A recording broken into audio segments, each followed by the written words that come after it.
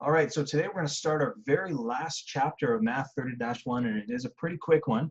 The introductory concepts we're going to cover today are the fundamental counting principle and permutations. So it's going to be a little bit of a mixed day today. It probably, unfortunately, will be a bit of a longer lesson, although you can already tell by looking at the time. Let's get going.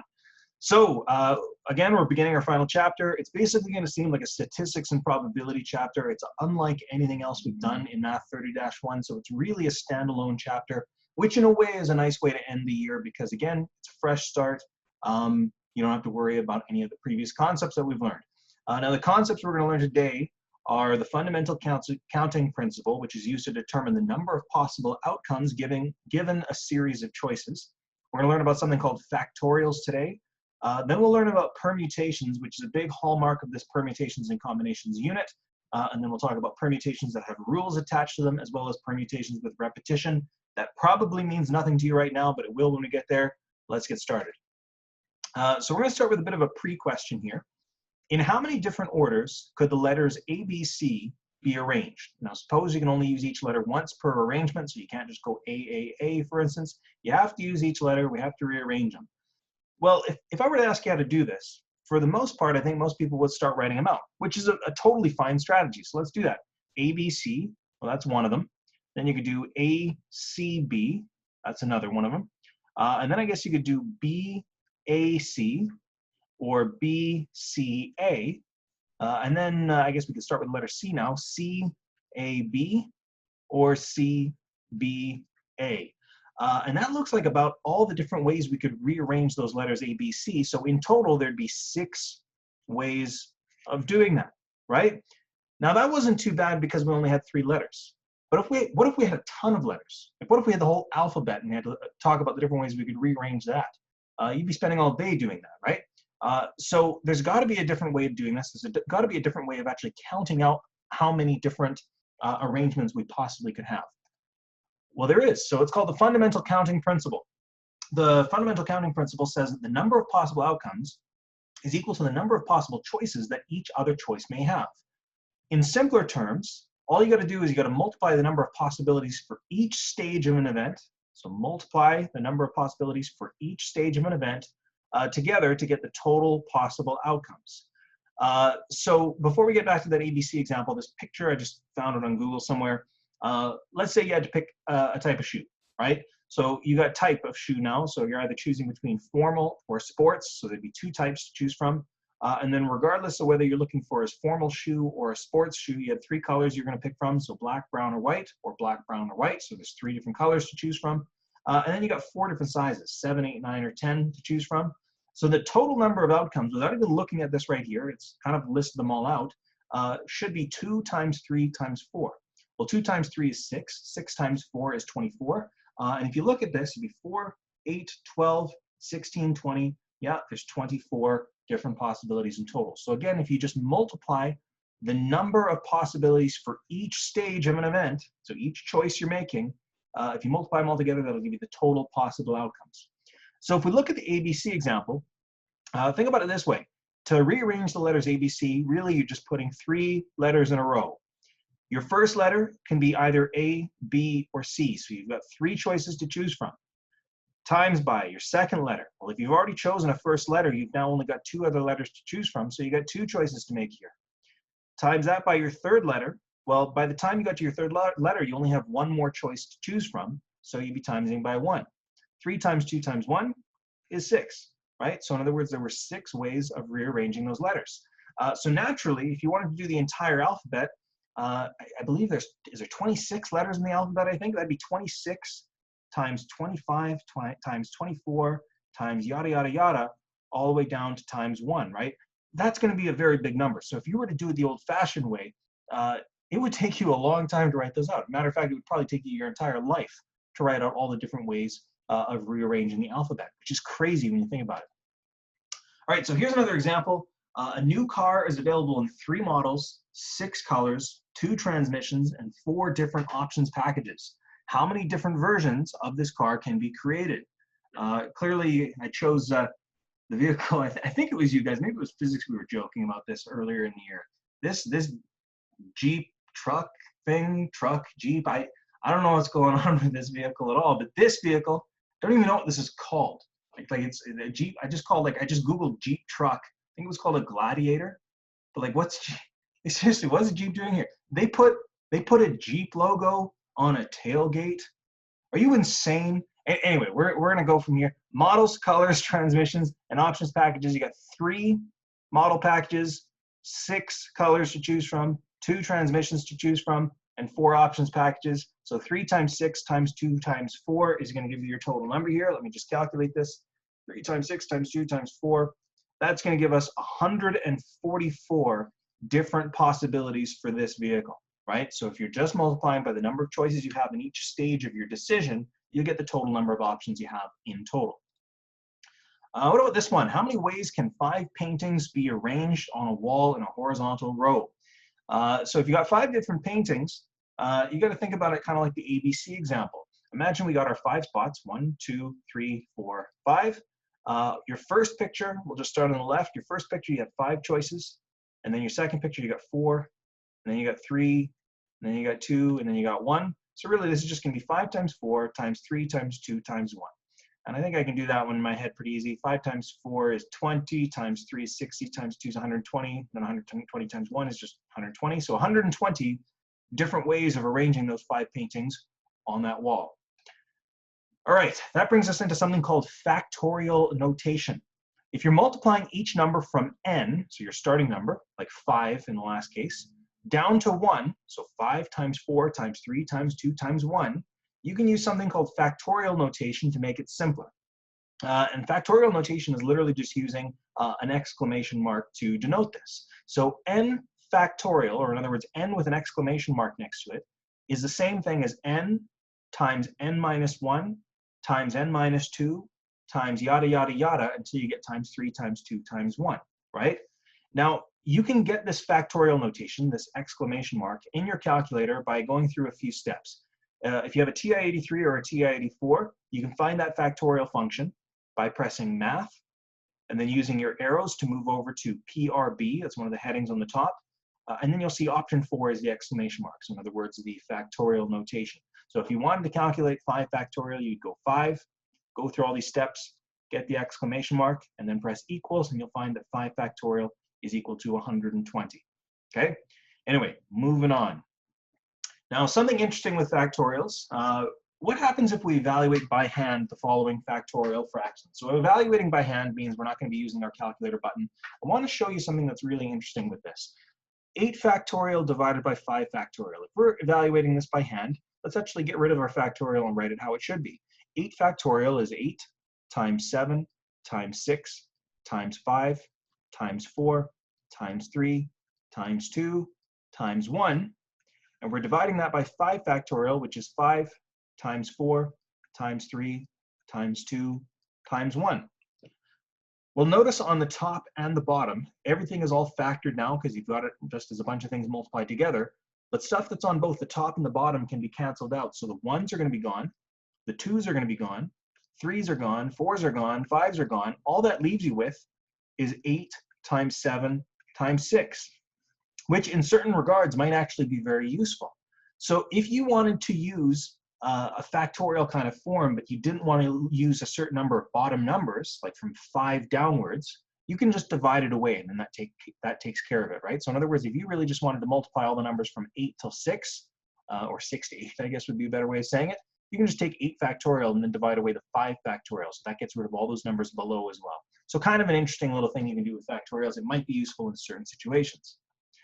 So here's an example just kind of testing us on this one. How could we write 10 times 9 times 8 times 7 as a quotient of factorials? Well, again, notice we're starting with 10 and we're multiplying down, but we're not going all the way down to 1. So what we should start with is saying it's going to be 10 factorial, divide away the stuff we don't want. Well, we don't want 6 to 1. So let's get rid of 6 to 1 by dividing away 6 factorial. That right there, that's all there is to it. So again, in some situations, it might be useful to be able to simplify it down like so. All right, now getting into the real meat and potatoes of today, we got the permutations. This is a big part of this unit. We have to know what a permutation is, and it's kind of a little bit weird. Okay, so a permutation is an arrangement of all or part, so it doesn't have to be everything, it could be just part of a set of objects where the order that they're arranged in is important. It's very crucial that you make that distinction. A permutation is where the order is important, right? Now, for example, finding the number of possible scenarios where you're selecting 3 people from 10 candidates. So again, that's part of a set, 3 people being selected from 10 candidates to win gold, silver, and bronze medals. That would be a permutation because order matters, even if those same 3 people were chosen just in a different order. So if you picked, I don't know, throw some names out here, Andy, Bob, and Carl, right? Andy, Bob, and Carl.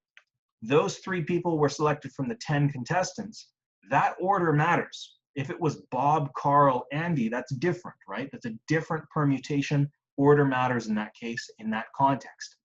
On the other hand, picking 2 flavors of ice cream for your ice cream cone, that, for most people at least, would not be considered a permutation because the order really doesn't matter. They put chocolate and then they put vanilla on top. If they put vanilla here and then chocolate, it's the same thing. Maybe a better example instead of an ice cream cone, maybe would be like an ice cream bowl, right? The order that you put things in that bowl of ice cream doesn't matter. You have the same ice cream in there one way or another, so that would not be a permutation. That would be something called a combination, which we're going to learn about in the next class. We won't worry about that today. So for permutations, to actually calculate this, we actually have to use factorials to kind of determine this. If n objects are arranged r at a time, or in other words, if we're selecting r objects out of n objects in total, then the number of permutations are npr, this is just your notation, is the same thing as saying n factorial divided by n minus r factorial, okay? This is on your formula sheet. You don't have to memorize this, but you can use your formula sheet to, of course, get this formula going. So use a formula to evaluate this, 11p3. What this means is we're looking for the number of permutations where you're selecting 3 objects out of 11 total objects to choose from. I often read this as 11 pick 3, 11 pick 3. So let's do this. So n is your first number, so it's going to be 11 factorial divided by, in brackets, 11 minus 3 factorial. Now, that is going to simplify to 11 factorial over 11 minus 3 is 8 factorial. And then this is kind of why I was illustrating why there was that interesting thing that happens with factorials. You can throw this in your calculator as is. That is totally fine. You're totally able to do that. Or you can be a little bit more creative and understand that 11 factorial divided by 8 factorial takes the 11 times 10 times 9 times 8 times blah, blah, blah, and gets rid of everything from 8 down to 1. So this is just the same thing as saying 11 times 10 times 9, and then 8 onwards is gone, right?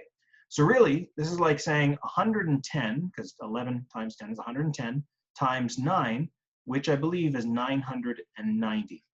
So if you were picking 3 things out of 11, and the order mattered, so again, rearranging it makes the order matter, there are 990 different ways of selecting those things. Now, what's kind of interesting about this is there's another way of thinking about permutations. Imagine if you had 11 things to choose from, and you wanted to put them on the podium in order, first, second, and third. For the first place, how many contestants do you have to choose from? Well, you'd have 11 to choose from. Times that by second place. Now that you've chosen someone who's first place, how many people could you choose for second place? Well, there's 10 different possible people to choose for second place. What about for third place? Well, third place, now you only have 9 people left over. Notice how it's the exact same thing. It's the exact same thing whether I use this little blank space notation that I've been doing since the beginning today, or if I use the permutation notation. The only thing that's nice about this permutation notation is it can really become useful for when you're comparing permutations to other permutations, or if you want just a more powerful tool to calculate this more efficiently, okay? It's important to know that formula, but it is on your formula sheet. Now, also, your calculator can deal with this as well without using the formula. If you wanted to evaluate, let's say, again, 11p3, type 11 in your calculator first. So just on a blank screen, when you turn on your calculator and you get your blank screen, type 11, then press math. Use your arrow keys to go over to PRB. Again, PRB is this guy right here. Notice option 2 is NPR right here. So go down and select it, or just press 2 to select it. That'll put it on your screen. So your screen will say something like 11, and then NPR, and then you'll have like your little box to press something else in. Now type your 3, because your 3 is going to be your R value. So it's like 11 is matching your N, and then 3 is matching your R. And if you plug that in, it will give you your answer of 990 like we got before. So again, you don't even have to use your formula. Your calculator can do this for you. And once again, how I usually read this is 11, and you're picking 3, but order matters, right? Because here's a really dumb way of remembering the permutations where order matters. Order matters because permutation starts with a P, and you're being picky, right? Order matters, okay? I don't know if that'll work for you. It works for me. I just think you're being picky with a permutation. All right, so here's another example. How many 4-letter arrangements can be made using letters of each word? So we'll start with this word factor. You're only allowed to use the letters that are in factor to make a 4-letter arrangement. So a 4-letter arrangement could be like, I'll just choose some random letters in here. It could be like F, T, O, R, right? But order matters, so you could also use the same letters. It could be F, R, O, T, fraught. There you go. I don't know what that is. But anyway, how many different ways could we rearrange a 4-letter word using just the letters in the word factor? Well, since order matters here, we need to know it's going to be a permutation. There's 6 letters for us to choose from, so that's going to be our N. And the number of things we're actually picking, so 6, and we're picking something, is going to be 4. So what I'll do is I'll just put it right in my calculator, 6P4, and you're going to get 360 different possibilities there. Neat. All right, anyway, next word, unoptimal. There's a word I haven't used in a long time, unoptimal. So unoptimal has 9 letters in total. So 9, and we're picking 4. So again, you can use this right in your calculator. 9, pick 4. Should be a lot more different possible words can come here. 3,024 possible 4-letter arrangements can be made from the word unoptimal. There you go, kind of cool. All right, here's another example. Clara Hughes is one of only 5 people to ever earn medals at both the Summer and the Winter Olympics. Like in any country, 5 people in history have won medals at both Olympics, and she's one of them. Now, she competed in cycling and speed skating. In total, she has 6 Olympic medals, making her one of the most decorated Canadian athletes ever. However, her medal shelf can only fit 4 medals. Darn, right? You just can't fit all your Olympic medals on there. She's got too many of them, I guess, but how many permutations would exist in this situation? If she could put 4 of her 6 Olympic medals on this shelf, I mean, realistically, she's probably going to choose like her gold and silvers, but if she could put only 4 medals on the shelf, how many permutations would exist in this situation? Well, order is going to matter here because it told us right directly it's a permutation. Her medals might not all look the same, right? They're from different Olympic games. They'll even be designed differently, even if they're the same medal. Like even if it's 2 different gold medals, for instance, or 2 different silver, or 2 different bronze, whatever, they're going to still be different. So how many permutations exist? Well, she's got 6 medals to choose from. She's picking 4 of them. So 6P4. Let's calculate this real quick. Oh, we've already done that one before, of course. I didn't even need to throw it in. It's 360. It's just like before with the word factor. 360 different ways for her to put those 4 medals on her shelf. So there you go. One thing I'm going to say before I move on has nothing to do with Clara Hughes here, but just something else that just kind of came to mind right now. Just because it'll blow your mind this way, it kind of ties back in more with the factorial stuff we've learned a few slides ago. There's 12 of us currently in Math 30-1 this year, right? At least I believe there's 12 of us. I'm pretty sure there's 12 of us. So 12 of us are in our class.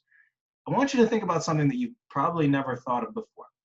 At the end of class, you guys would leave the room. Now, we would all leave the room one at a time. One person goes through the doorway at a time. You guys don't literally, like, you know, hug each other and walk through the door at the same time. At least I hope not. But 12 people are leaving the room. There's an order at which you guys are doing that, right? So the first person to leave the room, there's 12 possible people that could be doing that. Then the second person to leave the room, there's 11 possible people to do that. And then the third person would be 10 possible, right? So bottom line is it's going to be 12 factorial representing the number of ways that people can leave a room. Well, if you calculate that in your calculator, I'll just do it right now real quick. 12 factorial is, I'm going to interpret this number, 479,001,600. So in other words, there are 479,001,600 different ways for the 12 of you to leave a classroom, as long as we're considering order mattering, right? That's insane. That's absolutely nuts. It's crazy when you think about it that way. And if you're wondering, I guess what that would be technically 12P12, right? It's a permutation where so order matters. 12 people in the class and you're picking 12 of them to leave, right? At least let me double check just to make sure that's true. Yes, it is. 12p12, same thing, right? Wow, blows my mind. Anyway, moving on. All right, permutations with rules. We'll get into this more tomorrow. I don't know how much it's going to be important today. Maybe it will be. Maybe I'm going to eat my words here. In math, the word or generally means to add possibilities, and the word and generally means to multiply possibilities. So here's one real quick example with this. How many 7-digit phone numbers are possible with the following criteria?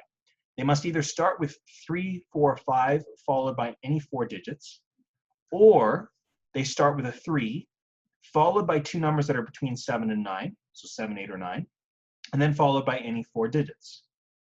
Well, here's how we should deal with this. We should consider these different criteria separately, and because we're connecting with an or, we can consider all the possibilities here, plus all of the possibilities here. Another thing to check, though, is that there isn't any overlap, but what's nice is there won't be overlap here because the first numbers start with 3, 4, 5, and then the second numbers are either 3, 7, blah, blah, blah, 3, 8, blah, blah, blah, or 3, 9, blah, blah, blah, right? Now, here's how we can deal with it. 3, 4, 5 followed by any 4 digits, okay? What that means is your 3, 4, 5 is held in stone, so there's only one possibility there, and then you've got your 3 other digits. So, or sorry, your 4 other digits. 1, 2, 3, 4. Now for your other 4 digits, after these first 3 digits, it could be any digit you want, right? Now there's 10 digits because 0 to 9 is 10 different numbers. So 1 times 10 times 10 times 10 times 10. That's going to be the number of phone numbers that can follow this format. And that would be 10 times 10 is 100, times 10 is 1,000. Okay, so that'd be 10,000 possibilities. So 10,000 numbers would exist that start with 3, 4, 5, and then followed by any 4 digits, okay? Now, what about the ones that start with 3, followed by 2 numbers that are between 7 and 9, so either 7, 8, or 9, followed by any 4 digits? Well, let's think about that. Your first number has to be a 3, so there's only one possibility. Your second number can be either a 7, 8, or a 9, so there's 3 possibilities. Your third number can still be between 7, 8, or 9. It doesn't say that we can't repeat the number, so I'm still going to say there's 3 possibilities, because even if this was a 7, for instance, this could also be a 7. And then followed by any 4 digits. 1, 2, 3, 4, so that'd be times 10, times 10, times 10, times 10. Well, 10 times 10 times 10 times 10 is 10,000, times by 3 is 30,000, times by 3 is 90,000. So we got 90,000 possibilities there, plus the 10,000 possibilities from before, and there won't be any overlap here. So you have 100,000 possible phone numbers that fit that criteria. Okay, so notice what I did there. I broke the problem into 2 separate problems, and because it was or, you had to add it together. Okay? All right, now how many even 4-digit numbers can be made from the numerals 2, 3, 5, 8, and 9? So this one, you got to be careful with what they're asking for. It is explicitly asking us for even numbers. So even numbers are what we're really going to have to look at there. So an even number, as we know, needs to end with either 2, 4, 6, 8, or a 0. But the only numbers that we have in here that meet any of those criteria are the 2 and the 8. So basically what we need to understand is, yeah, hold on. 4-digit numbers, yeah, 2, 3, 5. Okay, yeah, we're good. Sorry, I was just kind of getting lost in that. Basically, what we have to consider is those 2 numbers have to be our last number in the whole thing, right? And we're making a 4-digit number, so let's use the old method here where we've got 1, 2, 3, 4. Your last digit has to be either that 2 or the 8. So you've got 2 possibilities for that one. And then you have to think about what other possibilities you have for these other numbers. So let me start with the first number now. Now that you've chosen either 2 or 8, how many numbers are left over to choose from? Well, there would only be 4, right? Because again, we're not allowed to repeat digits. So there'd be 4 different numbers to choose from. Then how many numbers are there to choose from? Well, of course, since you picked this one and you picked this one, now there's only 3 numbers to pick from. And then now there's only 2 numbers to pick from. So again, because I was looking for even numbers, I focused in on that last digit there and started there first and then started counting down after, right? So 4 times 3 is 12, times 2 is 24, times 2 is 48. So there's 48 different possible numbers that fit that criteria. All right, last thing we got to cover today. Sorry, again, it's already been a pretty long lesson, but permutations with repetitions. Some elements in a list might be identical, like completely identical. You cannot tell those apart if you weren't told otherwise, right? Now, arranging them in different orders should account for this because, again, you know, the exact same thing ordered in a different way, nobody would even be able to tell the difference. So for instance, Jeff only has 4 letters, but the 2 F's are identical. So if I pretended that they weren't identical, I'd be like, oh, Jeff, this is one way of spelling it. But what if I switch the F's around? Oh, now I switched it around. That's another way of spelling it. No, it isn't. It's the exact same thing, right? So we gotta account for that.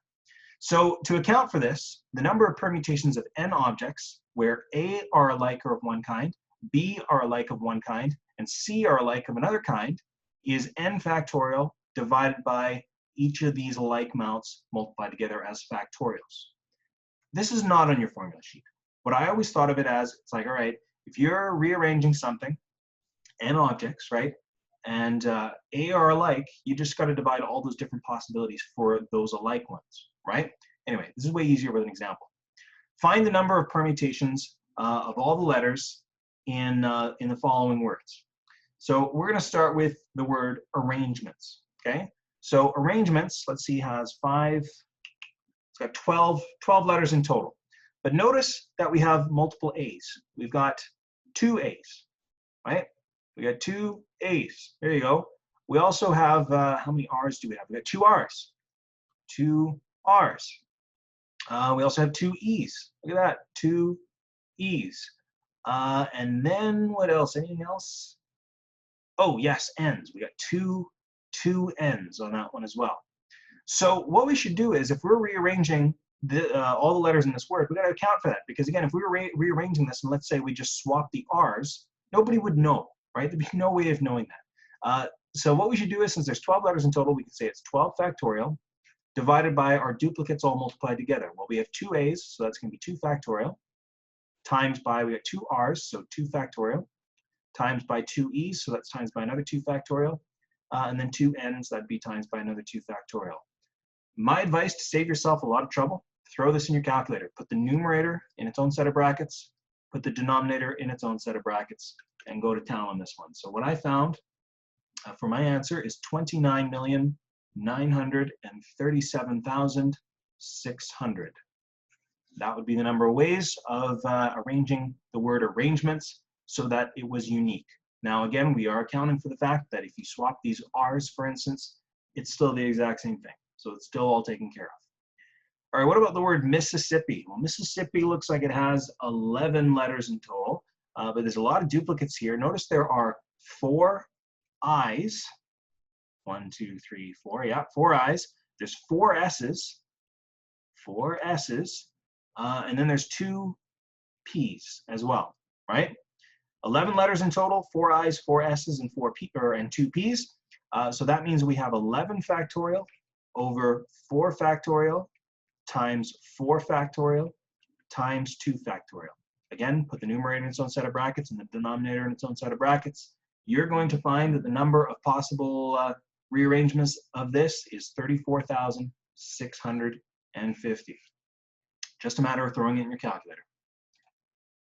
Whew, there it is. So that was a bit of a long lesson today. I apologize, but for practice, I want you to work on page 524 and do questions 2 and then 4 to 11. Anyway, if you need any help along the way, please let me know.